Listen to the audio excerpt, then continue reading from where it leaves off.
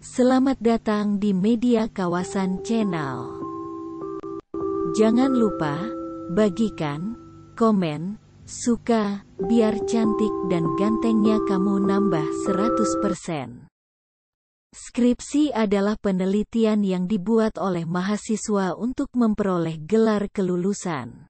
Terus bagaimana cara membuat skripsi? Yuk, kita pahami penjelasan dalam video ini. Banyak mahasiswa yang menganggap skripsi sebagai hal yang menakutkan, apalagi jika mendapat dosen pembimbing yang galak dan susah diajak berdiskusi. Sebenarnya, skripsi tak sesulit yang dibayangkan loh. Jika kamu menguasai teori dan fenomena yang diteliti, kamu bisa menyelesaikannya dengan tepat waktu. Buat kamu yang masih bingung atau kepo tentang seluk-beluk skripsi, tonton video ini sampai selesai ya. Aku bakal kasih tahu gambaran pembuatan skripsi dari awal hingga kesimpulan. Apa itu skripsi? Skripsi merupakan syarat kelulusan untuk mahasiswa jenjang S1. Sedangkan menurut para ahli, Ahmad, 1999, mengatakan pengertian skripsi adalah suatu karya ilmiah yang ditulis oleh mahasiswa dengan melalui kegiatan perencanaan, pelaksanaan dan hasil penelitian pada jenjang sarjana. Tahap membuat skripsi. Gimana ya biar skripsiku cepat selesai?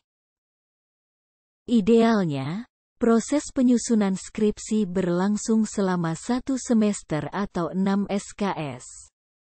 Di beberapa kampus, pengerjaan skripsi dimulai dari seminar proposal yang berisi bab 1, bab 2, dan bab 3. Tetapi ada pula perguruan tinggi yang tidak mewajibkan seminar proposal sehingga mahasiswa bisa langsung membuat skripsi. Dalam video ini, terdapat tips beserta langkah-langkah mengerjakan skripsi. Semoga berhasil. 1. Menentukan topik dan judul. Topik dan judul adalah dua hal yang berbeda. Sebuah topik bisa melahirkan banyak judul. Tetapi, satu judul hanya bisa dipakai dalam satu penelitian. Pastikan bahwa judul skripsi kamu belum pernah diteliti supaya tidak dianggap plagiat.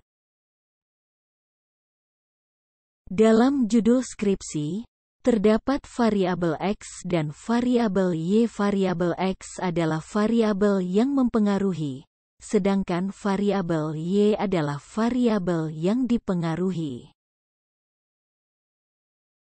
2. Mencari teori yang relevan. Setelah judul disetujui oleh dosen pembimbing, langkah penyusunan skripsi selanjutnya yaitu mencari teori yang relevan dengan permasalahan yang diteliti. Kamu bisa mengambilnya dari buku, catatan, atau materi yang diberikan dosen selama kuliah. 3. Mengumpulkan informasi dari responden. Bila teori sudah dirasa cocok dengan masalah penelitian, sekarang kamu menentukan siapa yang akan menjadi responden dan bagaimana cara mengumpulkan informasi dari mereka. Contoh responden dalam skripsi antara lain, masyarakat, pemangku jabatan, atau pihak tertentu yang sekiranya bisa menjadi sumber informasi yang valid untuk penelitian. Setelah mendapatkan responden, pengumpulan informasi pun dimulai. Misalnya melalui kuesioner, wawancara, forum discussion group, dan sebagainya. 4. Menyusun dan menginterpretasikan informasi. Tahap selanjutnya yaitu mengolah dan menyajikan data ke dalam bentuk tabel atau narasi. Tujuannya, agar informasi tersebut bisa dipahami oleh dosen maupun pembaca lain.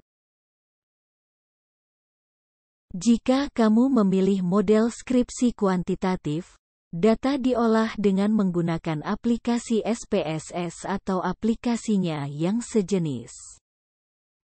5. Menarik kesimpulan. Wah, sebentar lagi skripsi kamu bakalan selesai nih. Kesimpulan berada di bab paling akhir alias bab 5. Biasanya terdiri dari 1 sampai 2 halaman saja. Di sini, kamu tinggal menyimpulkan apakah ada pengaruh antara variabel X terhadap variabel Y. Tahapannya sudah, sekarang kita bahas hal-hal apa saja yang tercantum dalam skripsi. Ada kata pengantar, daftar isi, daftar pustaka, lampiran, dan yang terpenting 5 bab yang tak boleh kamu lewatkan. Apa saja? Ini dia. Bab 1. Pendahuluan. Berisikan latar belakang masalah, rumusan masalah, tujuan penelitian, manfaat penelitian, sistematika penulisan. Bab 2. Landasan teori, terdiri dari kerangka teori, tinjauan pustaka, dan hipotesis. Bab 3. Metodologi penelitian, berisikan pendekatan penelitian, jenis penelitian, metode penelitian, teknik pengumpulan data, dan teknik analisis data. Bab 4. Hasil penelitian dan pembahasan terdiri dari gambaran umum dan analisis data. Bab 5 atau bagian terakhir dalam skripsi berisi kesimpulan dan saran. Terdapat aturan yang harus kamu patuhi ketika membuat skripsi, salah satunya format penulisan.